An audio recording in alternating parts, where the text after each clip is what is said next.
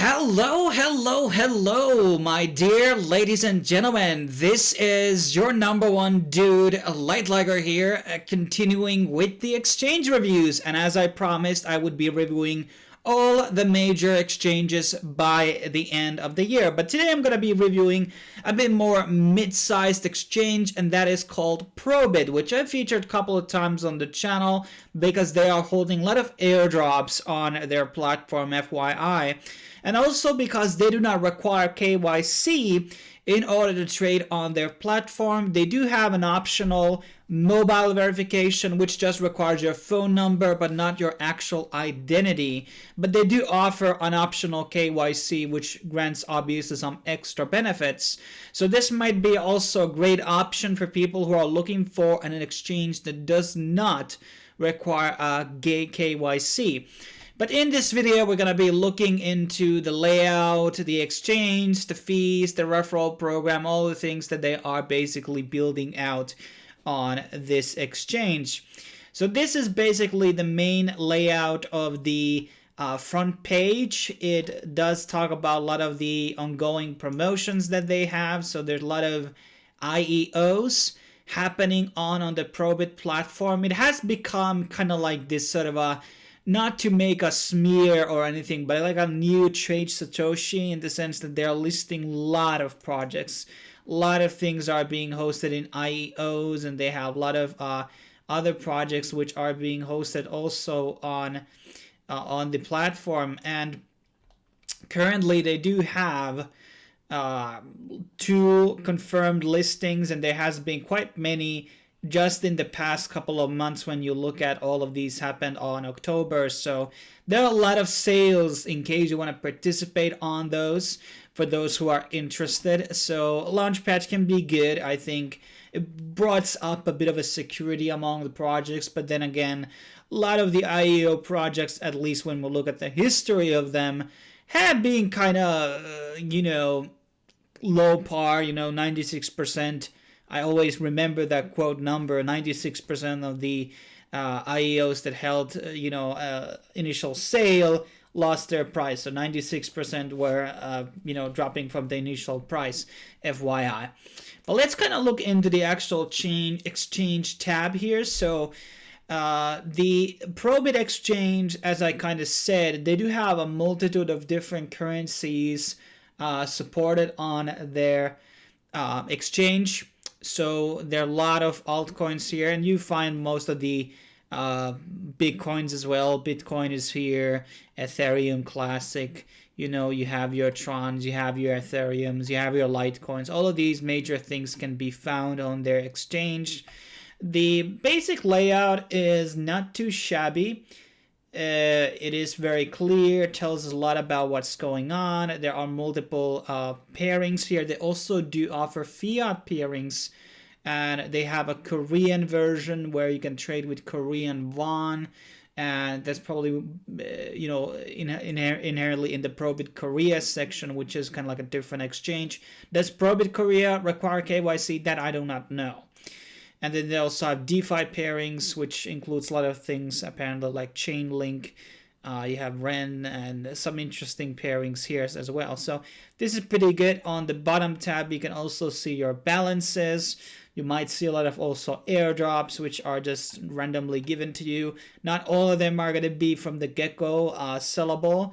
On the middle bottom, you're going to be seeing your open orders. You can also view your open history of things that you have sold in the past, and also the trade history as well. So I would say it's a pretty okay layout. There's a search bar which allows you to do. There's also a layout which also allows you to customize things. So in case we want to change it to this, we can do that, or we can go to the actual classic setting on, if you want it right on the left, that also works. So it's not too bad in terms of the customization. If I remember right, there's also option for different backgrounds. So if people like black theme, that also works out pretty well. Or this magenta, well, this is not a magenta, kind of like a dark blue aquamarine. But that's kind of like the trade layout. There is a minimums for selling. So if I want to buy, let's say, a coin There's a $1 minimum for all trades. Whatever that is a good or bad thing for certain people, it's up to them. Obviously, I prefer very low minimums, almost zero minimums, to be honest. That's my ideology, but then again, big exchanges don't want to do that because it allows a bit of a manipulation on the chart, so to speak, and maybe they just want more like revenue themselves for people making bigger trades. There are negatives and positives into that. And that's a good segue into the actual trading fees. So the effective trading fee is 0 to 0.2%. And you can receive additional 0.02 discount with their native token, which is called Prob, which you can stake on the platform, which will give you staking rewards in Prob. And there's also trade mining fees, which is 0 to 0.198%. So it's a trading mining based platform, and you can increase your membership by getting 500 Prob. This will give you different types of benefits, such as the trading fee is for standard 0.2, for the VIP 1 is 0.19, 0.17 with paying with Prob, and also the mining reward for trading is going significantly up on this tier 2, and referral bonuses also will be going up on the higher tiers, which is not bad either, up to 30% here at the top. Then again, I do want to say that jump from 0.2 to 0.19 is not really that much unless you're like a big trader. And I would argue that that's not exactly this exchange doesn't really have that amount of liquidity to really leverage that. My 2 cents, don't take my word on it, but that's just my initial reaction to the volumes and everything that's going on Probit. And I think Probit is kind of like sitting at rank 50 by volume or something. I can't remember as of right now. Then we can talk about a bit of the referral program. A lot of people have signed under me. You get 10 to 30% of their trading fees if they register, and I brought a lot of people here already, but not all of them are traders. Obviously, some people are just hunting for the airdrops. The withdrawal fees are, somewhat high. I guess we can go back into this tab and go into the actual wallet section. So this is how your wallet looks like. There's a deposit tab and withdrawal tab. Let's look at the USDT withdrawal, and it is actually minimum withdrawal is this, but let's actually see for USDT, because that's usually the gold standard. Withdrawal minimum is 1 USDT, which is not bad at all.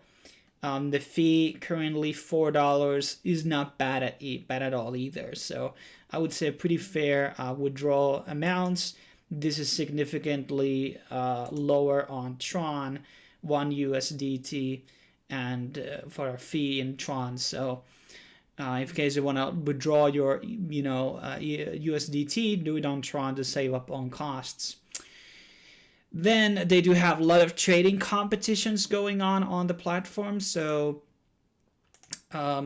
basically, most of the new coins that get added into their platform will be going into a trading contest where they're going to be basically distributing those tokens into the people who are trading them. Oh, there's another UF coin. I would be staying away from that. And then they have the staking platform, which is mostly for these are limited amount of time windows, and there you can also stake Prob here, obviously 4% per year, which is, I guess, is okay. I mean, exchange coins are usually good investments during bear markets, it seems to me, and right now is not a good time because we are kind of like jumping into a bull market. Then there's this auto hold, which I guess is basically just giving you rewards for holding coins on your exchange. So this is only for Tron. Let's hope that they're going to be adding more in the future to further that utility. Then there's an events tab, which will be showing a lot of these airdrops that are happening basically, and all of the other things that are going on the exchange, whether it's discount trades or trading contests in general. And quickly, we're going to be finally going into the member page. There's not really a lot of here. You can add the mobile thing. There's also time zone which you can set up. There's the staking part. I got only 3 right now. I had more, but I had to sell them at one point very long time ago. And then there's an OTP chance with, I think this is with Google Authenticator. Yes, that is that. And there's also an elevation on U2F. I think that might be like, is that Nano Ledger? I'm not sure about that, but that can also be a one-way. And there's an SMS system also, which you can use. And there's also a trading API. But that's pretty much my rundown of Probit. I think one of their inherent strengths, on going back to the balance a bit, is that they do have a very big list of different coins which are listed here. I think this is easily over 200 that they have. And that is probably their biggest leverage. I wish they would have actually logos here. It would be much easier to browse. So a lot of these tend to be very Asian based. So you have some US Tron tokens here, for example, among other things. If you also have an interest to getting your token listed on Probit or Coin, I actually have a contact for that, so for a discounted listing, so make sure to let me know if you're interested. But that's pretty much my rundown of Probit. I use it now and then, and there are certain coins that I do trade here, and I had really no bad experiences with it so far, and it's been pretty good. So it's a pretty okay exchange when it comes to no KYC requirements. Pretty trustworthy compared to some of the other similar sized exchange on this size bracket. As always, if you want to support me, sign up under my referral link, all that stuff. Subscribe to the channel, like. If you have any questions, let me know them in the comments section below. Thanks for watching. See you soon.